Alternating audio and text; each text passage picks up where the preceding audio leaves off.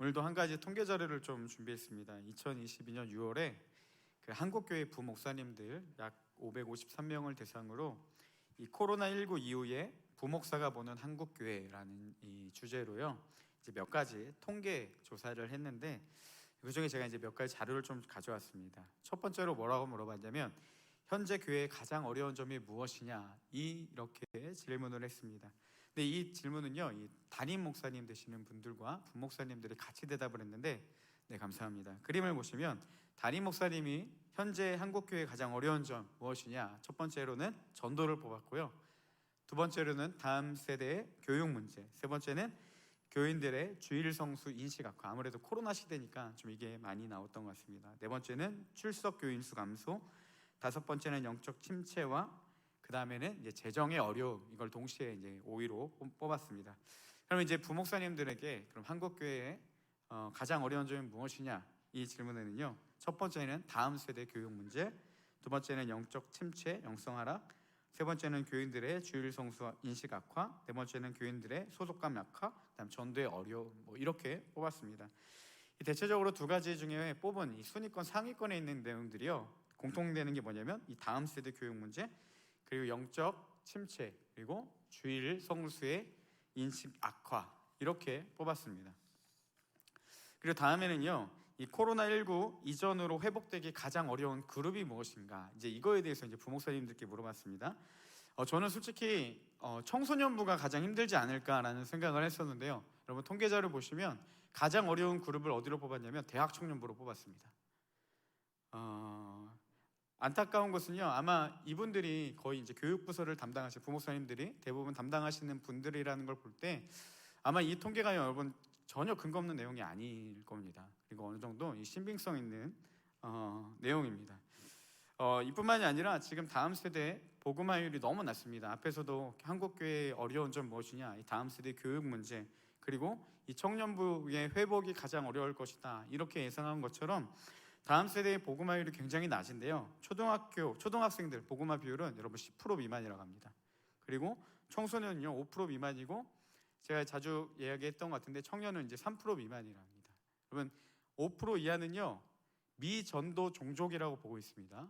무엇이냐면 자립해서 선교를 할 수 없고요, 이 타 문화권의 복음의 영향을 받아야만 하는 존재들을 미전도 종족이라고 하는데, 한국교회의 이 아름다운 신앙의 꽃을 피웠던 이 청년들의 지금 복음화율이 고작 3%밖에 안 된다, 이렇게 얘기를 하고 있는 거죠. 그러면 앞에서 이야기한 것처럼 대학 청년부가 회복이 가장 어려워 보인다, 이거랑 어느 정도 일맥상통해 보입니다.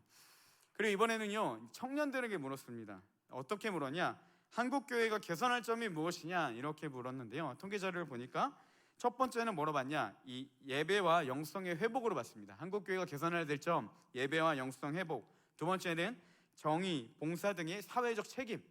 그러니까 이제 그 복음과의 그 말씀과 동일한 그 행위 자체를 요구한다, 이게 개선돼야 된다 이야기합니다. 세 번째는 뭐냐, 합리적이고 지성적인 신앙으로 뽑았습니다. 무조건 믿어 이게 아니라요, 이해가 되고 지성적인 신앙, 그리고 그런 성경 공부, 교육을 이들이 갈망하고 있다는 거죠. 그러니까 청년들이 요구하는 게 뭐겠습니까?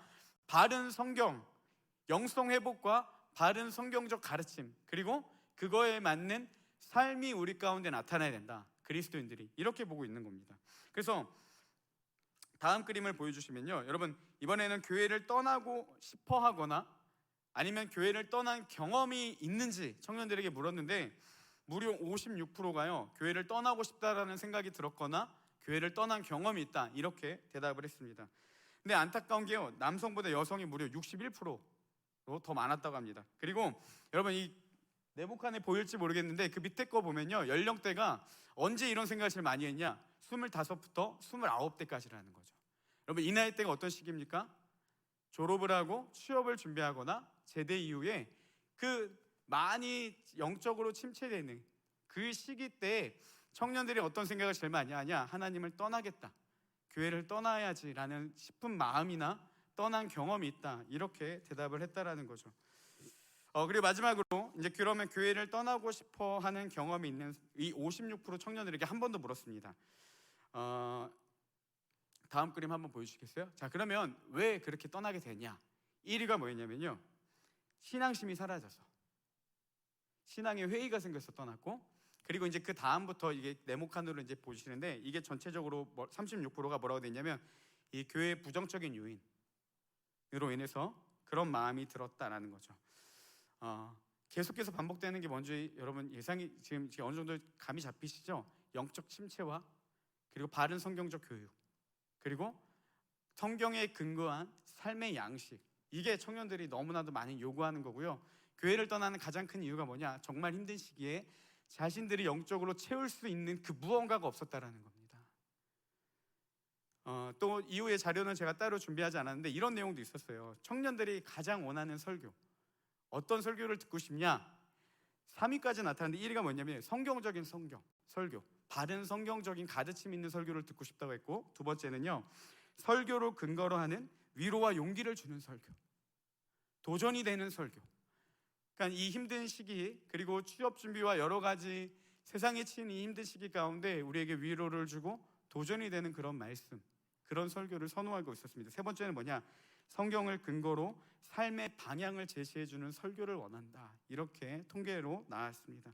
그러니까 하나님의 바른 말씀을 바로 배우고 싶고, 말씀으로 힘을 얻고 싶고, 하나님의 말씀을 근거로 한 삶을 갈망하는 그런 내용들이 나타났다는 거죠. 저는 이 통계 자료를 쭉 보면서요, 계속해서 들었던 한 가지가 뭐냐면, 이 영적인 갈망을 채워지지 않는 청년들이 교회를 떠나고, 이 갈급함이 여전히 남아있기 때문에 많은 사람들이 힘들어하고 어려운 시기를 이 청년의 때에 겪고 있고, 또 가장 회복되기 어려운 시기가 이 시기다, 이런 내용들이 계속해서 보이는 겁니다. 여러분은 어떤지 모르겠습니다. 저는 보면서 굉장히 많이 공감이 됐고 또 굉장히 많이 안타까웠습니다. 하나님의 은혜를 향한 청년들의 갈망이 있는데 문제는 뭐냐? 이 은혜를 채워주지 못하고, 이 은혜가 채워지지 않고, 어떻게 보면 교회가 그 역할들을 감당해주지 못하니까 자꾸 교회 안에 모이지 못하고 떠나게 되고, 교회는 나오지만 여전히 힘든 시기를 겪고 있고, 내가 힘들고 어려운 시기 가운데 내가 믿고 의지하는 신앙이라는 것은 전혀 나에게 도움이 되지 못한다는 것, 그런 안타까운 시기를 겪고 있다라는 마음이 들었습니다. 왜 청년 사역이 무너지고 청년들이 교회를 떠나는가? 이렇게 정의할 수 있겠죠. 하나님의 은혜가 사라져버렸기 때문이라는 거죠. 그러면 이 시대를 저는 이렇게도 정의할 수 있다고 생각합니다. 지금 청년의 시기가 왜 위기냐? 하나님의 은혜를 상실한 시대가 아닐까라는 생각이 들었다는 거예요. 하나님의 은혜로 충만하지 않으니까요, 여러분 그리스도인으로 사는 게 너무나도 힘들고 어렵습니다. 인생에서 청년의 때가 가장 중요한 것처럼 신앙에서도요, 이 청년의 때가 너무나도 소중하고, 우리의 어떻게 보면 일평생에 하나님을 섬기는 그 가장 근간이 되는 게 이 청년의 중요한 시기인데, 그 중요한 때에 하나님의 은혜를 경험하지 못하니까 교회는 다음 세대는 물론이고 젊은 청장년들이 자꾸 교회를 떠나게 되고 교회는 노령화가 된다는 것이죠. 오늘 아침에 찬양팀과 모여서 함께 예배를 위해 기도하는데 그런 기도를 했습니다. 하나님, 예배 가운데 항상 하는 기도예요. 하나님의 귀한 은혜를 달라고 기도를 했습니다. 근데 오늘 문득 이렇게 기도하는데 그런 마음이 들었습니다. 제 안에 간절함이 없는 거예요. 하나님, 예배 가운데 정말 하나님의 은혜를 주세요라는 간절함이 없었습니다. 그러자 제 마음 가운데 어떤 생각이 하나 들었냐면, 왜 내가 간절함이 없을까? 왜 예배를 통해 하나님 은혜를 달라고 왜 간절함이 없을까? 생각해 보니까요, 은혜가 없어도 된다라는 착각에 빠져 있다라는 겁니다. 여러분, 왜 우리가 예배 가운데, 왜 우리가 신앙생활하는 가운데 하나님의 은혜가 갈망이 되지 않는 겁니까? 왜 그게 이 간절함이 나타나지 않는 이유는 무엇이냐면요, 그게 없어도 된다라는 우리의 착각 가운데 있다라는 거죠. 은혜가 없어도 내가 살아갈 수 있고, 하나님이 없어도 내가 충분하게 견딜 수 있다라는 거. 그 생활이 익숙해지다 보면요, 어느 순간에 점점 힘이 빠지게 되고 내 힘으로 사는 한계를 느끼게 되고 청년들은 교회를 떠나가게 된다는 겁니다. 여러분, 하나님의 은혜는요, 그리스도인들에게 선택적 조건이 아니라 필수적인 조건이라는 것이에요.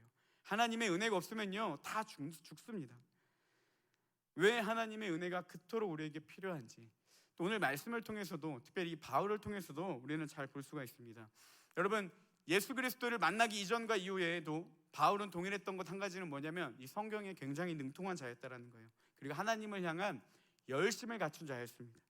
당시 유명한 유대의 그 율법학자인 이 가말리엘의 제자로서 학문적인 이 성경적인 지식을 갖춘 사람이 사도 바울이었고, 성경에 능통한 이 바리새인이 사도 바울이었습니다.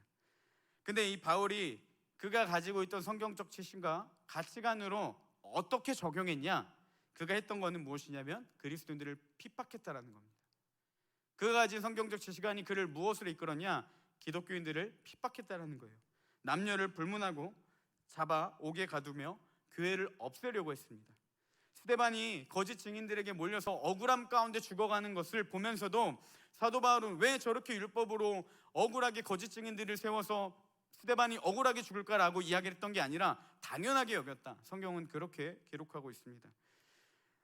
또한 바울은요, 그리스도인을 향해 이 살기를 띠고 있었다라고 표현하고 있는데, NIV 성경은 멀더러스, 그러니까 이 죽이고 싶은 이 살인의 충동을 느끼는 시각으로 그리스도인들을 보고 있었다, 이렇게 기록하고 있습니다.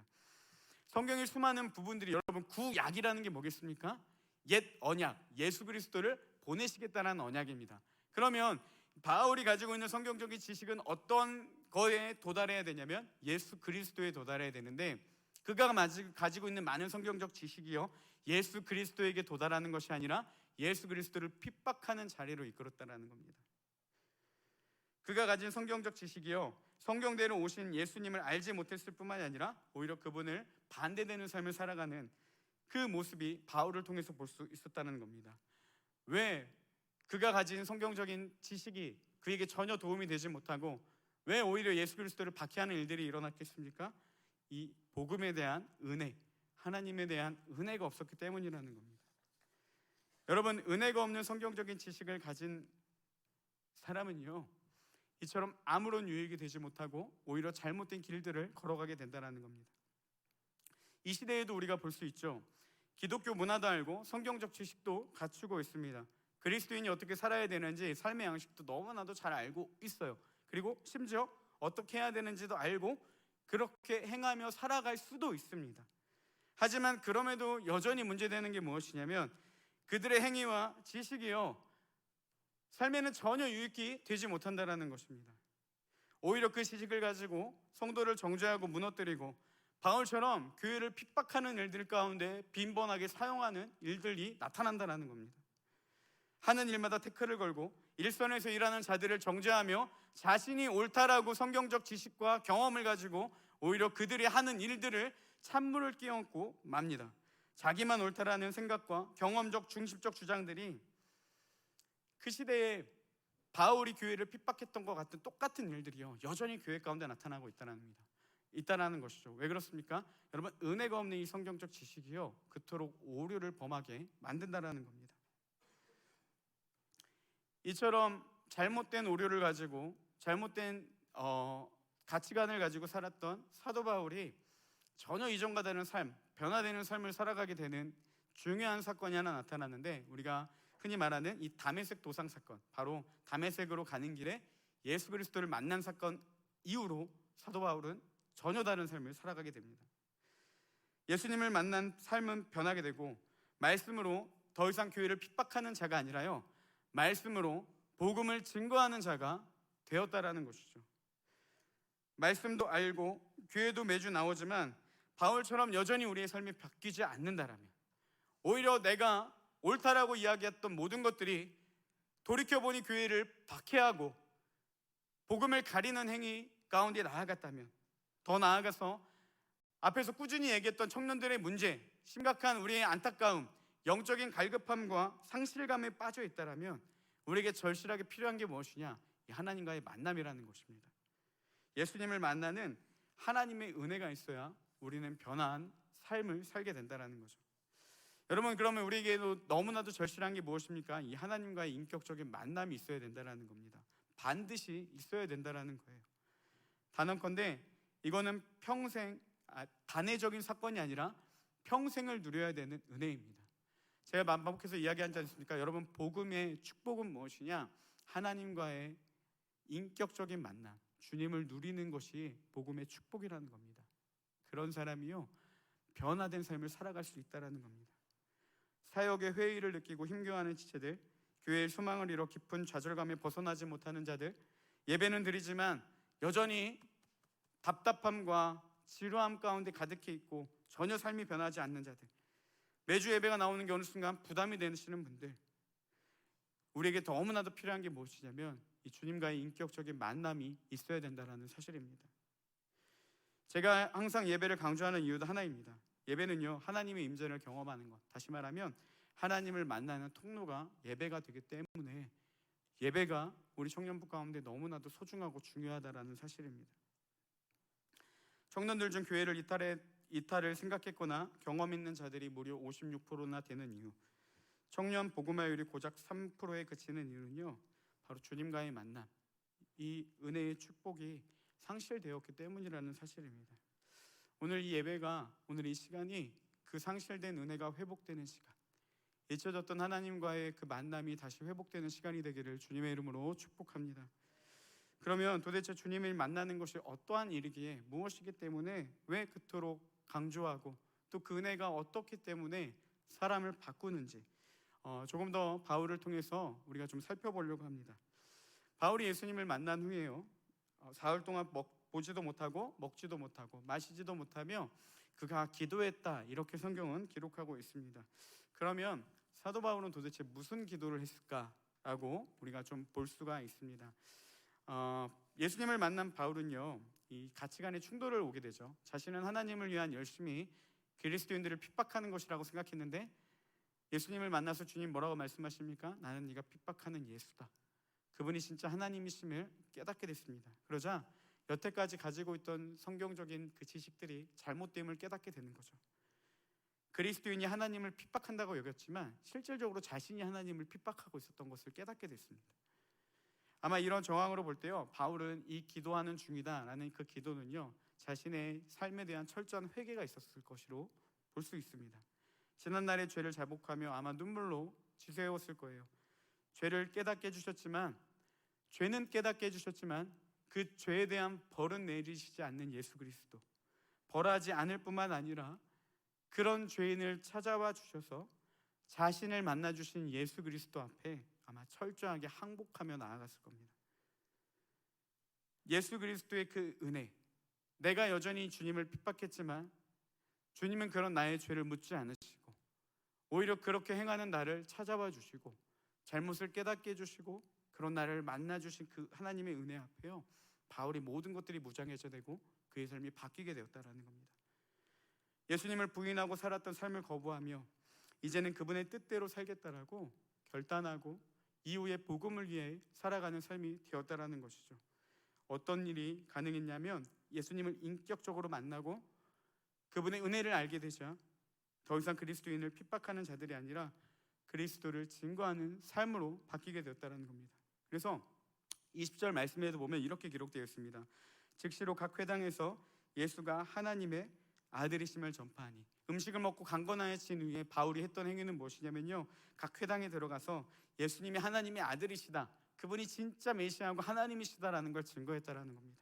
그러자 21절에 보면 사람들이 이렇게 반응합니다. 듣는 사람이 다 놀라 말하되 이 사람이 예루살렘에서 이 이름을 부르는 사람을 멸하던 자가 아니냐, 여기 온 것도 그들을 결박하여 대제사장에게 끌고 가고자 함이 아니냐 하더라. 바울이 분명히 다메섹에 온 이유가 그리스도인들을 잡기 위해 왔는데 이상하다라는 거죠. 그리스도인들을 핍박하러 온 게 아니라 그리스도를 전하고 있으니까 사람들이 이제 혼란이 오기 시작했다는 겁니다. 어떻게 그 일이 있을 수 있냐, 사람들은 이해되지 않았다는 거죠. 그래서 22절에도 이렇게 기록합니다. 사울은 힘을 더 얻어 예수를 그리스도라 증언하여 다메섹에 사는 유대인들을 당혹하게 하니라 라고 되어 있습니다. 갑자기 변해버린 이 바울의 모습에 적응하지 못하는 그런 유대인들의 모습을 볼 수 있습니다. 그리스도를 핍박했던 바울이 그리스도를 전하는 바울로 바꿀 수 있는 것, 이것이요 여러분, 예수 그리스도 복음의 능력이라는 겁니다. 복음은요 사람을 바꾸는 능력이 있다는 겁니다. 바울은 그래서요 복음에 대해서 이렇게 이야기합니다. 우리 로마서 1장 16절 17절 말씀인데 우리 먼저 16절 말씀 함께 읽겠습니다. 내가 복음을 부끄러워하지 아니하노니 이 복음은 모든 믿는 자에게 구원을 주시는 하나님의 능력이 됨이라. 먼저는 유대인에게요 그리고 헬라인에게로다. 우리 17절도 함께 읽겠습니다. 복음에는 하나님의 의가 나타나서 믿음으로 믿음에 이르게 하나니 기록된 바 오직 의인은 믿음으로 말미암아 살리라 함과 같으니라. 네. 이 사도 바울은요, 복음을 예수 그리스도라고 전하고 있습니다. 예수님이 이 땅에 복음이 되십니다.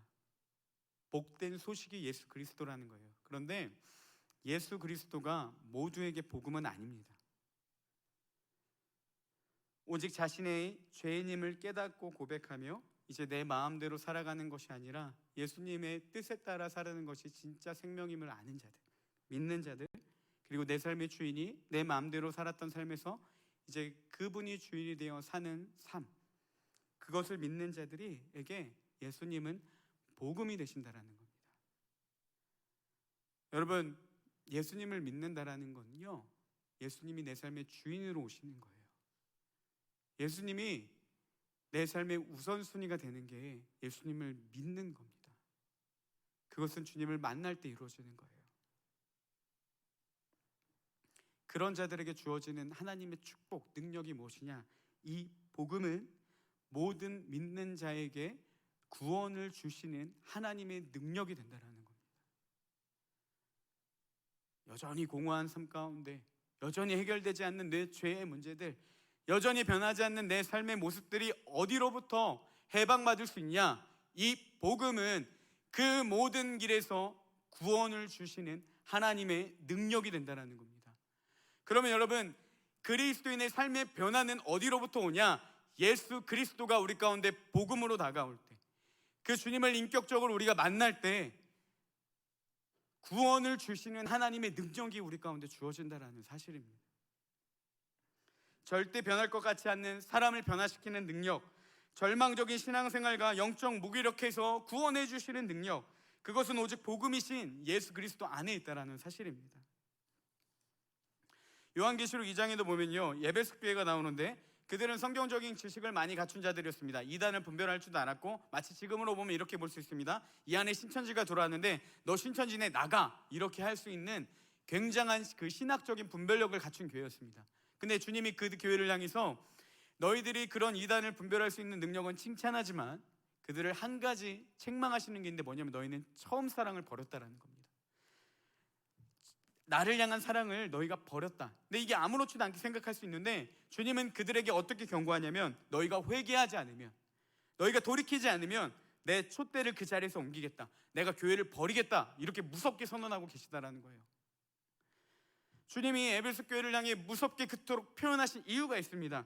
너희가 많은 성경적인 지식을 갖추고 있더라도 복음의 감격이 없는 교회라면, 처음 사랑을 버리고 복음의 능력을 전혀 경험하지 못하는 교회라면 너희가 지금 매우 심각한 죄 가운데 있음을, 심각한 상태에 있음을 알라라는 무서운 책망이라는 겁니다. 내가 내칠 수 있는 위기 가운데 있으니 정신 차리고 돌이키고 복음의 감격과 은혜로 너희가 다시 회복될 것을 말씀하고 계시다는 거죠.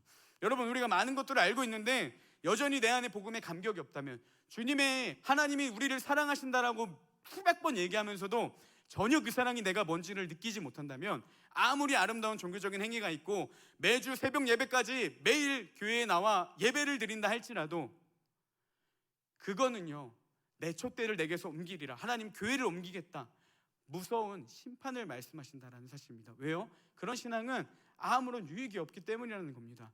여러분, 종교적인 생활이요, 사람을 바꾸지 않습니다. 사람을 바꿀 수 있는 능력은 오직 예수 그리스도 복음에게 있다는 사실입니다. 그래서 우리에게 강조하는 게 무엇입니까? 너희가 처음 사랑을 버렸다라는 거예요. 너희가 나를 향한 사랑을 잊었다라는 겁니다.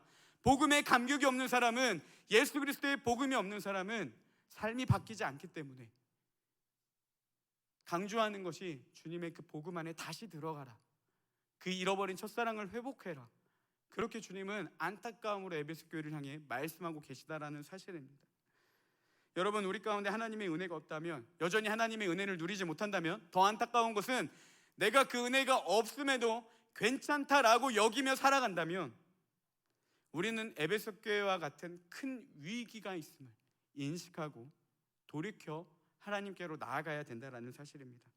아무리 도덕적 성경적으로 살아가며 예배 가운데 뜨거운 감동과 눈물이 있다고 할지라도 내 안에 복음의 감격, 예수 그리스도를 향한 인격적인 만남과 그분의 은혜와 사랑을 깨닫지 못한다면 그 모든 것들이 아무런 소용이 없다라는 사실입니다. 그리스도인의 삶은요, 복음이 전부입니다. 예수 그리스도가 우리의 신앙의 시작이고요, 신앙의 끝이 되고 신앙의 전부가 된다라는 사실입니다. 여러분, 그리스도인이 그리스도인다운 삶은요, 내 어떤 결단으로부터 온다라는 게 아니에요. 예수 그리스도, 복음은 구원을 주시는 하나님의 능력, 여기서부터 온다라는 사실입니다. 바울은 그래서 복음에 대해 이렇게 선언합니다. 복음에는 하나님의 의가 나타나서 믿음으로 믿음에 이르게 한다. 오직 의인은 믿음으로 말미암아 살리라, 이렇게 이야기를 하고 있습니다. 복음에는요, 하나님의 의가 나타난다라고 합니다. 공의, 저스티스. 왜 하나님의 의가 나타납니까? 그리고 그 하나님의 의가 무엇입니까? 로마서 3장 25절에 그 하나님의 의에 대해서 이렇게 설명하고 있습니다.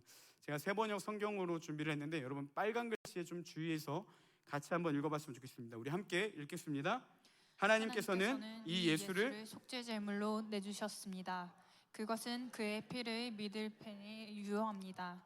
하나님께서 이렇게 하신 것은 사람들이 이제까지 지은 죄를 너그럽게 보아주심으로써 자기의 의를 나타내시려는 것이었습니다.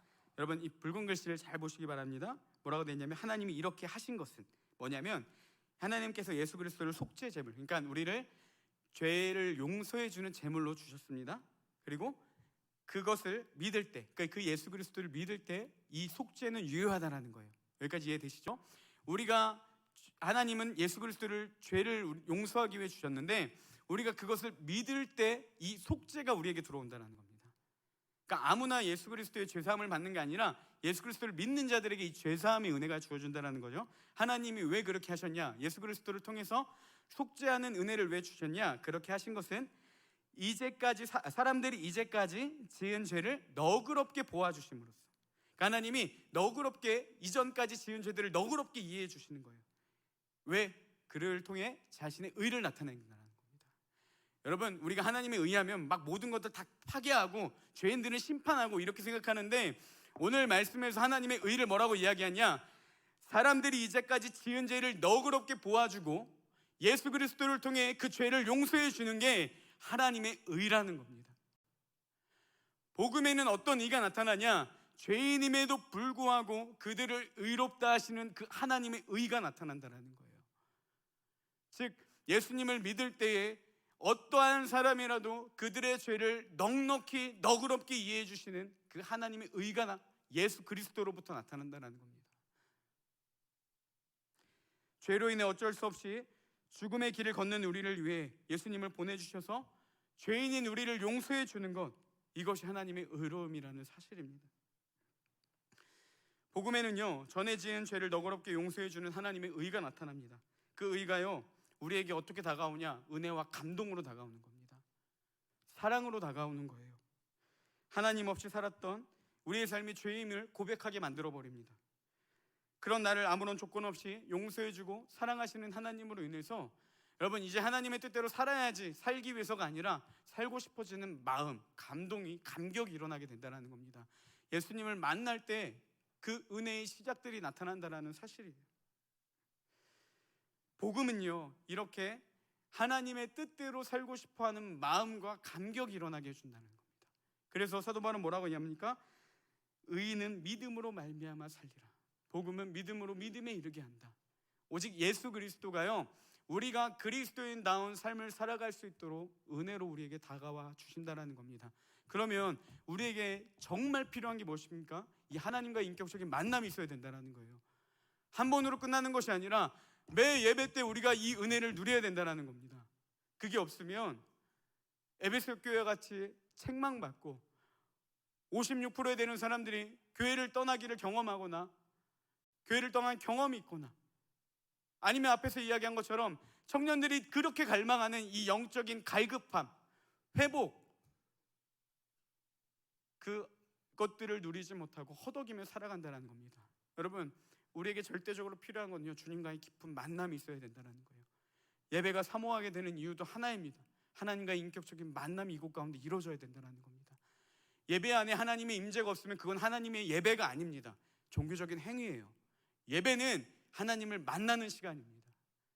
그게 믿음으로 믿음에 이르게 하고 우리 안에 하나님의 뜻대로 살고 싶은 감격이 일어나게 하고, 억지로 끌려다니는 주일의 모임이 아니라 진짜 그 은혜의 감격으로 인해서 자원하는 마음이 일어나는 것, 이것은요 오직 주님을 만날 때 일어난다는 사실입니다. 죄인인 바울을 주님이 찾아가셨어요. 그리고 그리스도를 박해하는 바울의 모습, 예수 그리스도를 부인하며 살던 바울의 삶이 잘못된 것들을 깨닫게 해주시고, 자신을 핍박하는 바울을 품으시는 그 주님과의 그 만남이 그의 모든 삶을 다 바꿔버렸습니다. 여러분, 우리의 삶이 변화되기를 갈망하시는 분들, 정말 우리가 필요해야 되는 게 무엇입니까? 하나님과의 인격적인 만남이 있어야 된다는 겁니다. 그 은혜가 있어야 된다는 거예요. 우리 안에 그러면 정말 간절히 붙잡아야 될 게 무엇이겠습니까? 이렇게 해서 새벽 예배 드려야지, 주일로 와야지, 그것도 중요하지만 정말 우리가 간절히 붙잡아야 될 거 한 가지, 주님, 내게는 꼭 주님이 필요합니다. 당신이 내 삶에 꼭 오셔야 됩니다.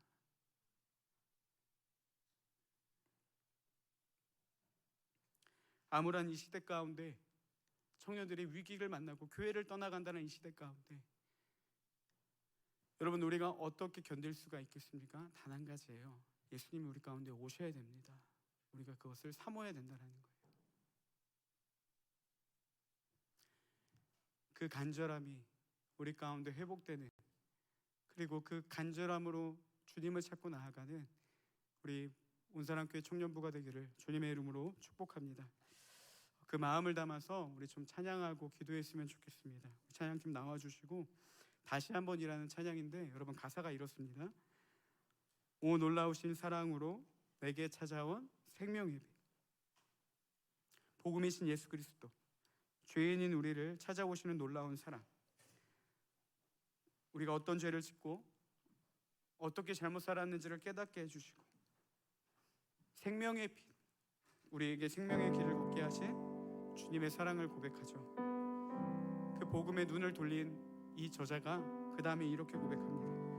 나를 붙잡는 실패의 자리 딛고 일어나 구원의 주를 외치리. 주님은 우리 가운데 생명으로 찾아오셨고 놀라운 사랑으로 내게 다가오셨는데, 그 주님을 보니까 어떻게 했느냐, 나를 붙잡는 실패의 자리에서 딛고 일어나. 어떻게 일어날 수 있습니까? 구원의 주를 외치리. 무기력하고 영적인 갈급함에 있는 자리, 매번 실패하는 자리 가운데 일어날 수 있는 비결을 어떻게 봤냐? 구원의 주를 외치는 것. 그리고 고백하죠. 다시 한번 외쳐 부르니 예수여 나를 돌아보소서. 어둠 속에서도 절망 속에서도 빛을 비추시는 예수님만이 내 소망됨을 고백합니다. 그리고 이렇게 하죠. 다시 한번 내 삶 드리니 예수님 내 손 잡아주세요. 폭풍 속에서도 주님이 붙드신 예수님만이 내 생명이 되십니다. 여러분, 주님이 우리에게 전부로 다가오는 귀한 시간 되기를 원합니다. 주님 우리 가운데 꼭 오셔서 나를 만나주시고 나를 바꿔주시고 무기력한 자리에서 일어나 여전히 벗어날 수 없는 세상적인 가치관에서 벗어나 하나님의 뜻 가운데로 살 수 있는 변화된 삶을 살아갈 수 있도록 주님의 시간에 우리를 만나주시옵소서. 그 간절함으로 함께 같이 나아가는 시간 되기를 소망합니다. 우리 함께 찬양하겠습니다.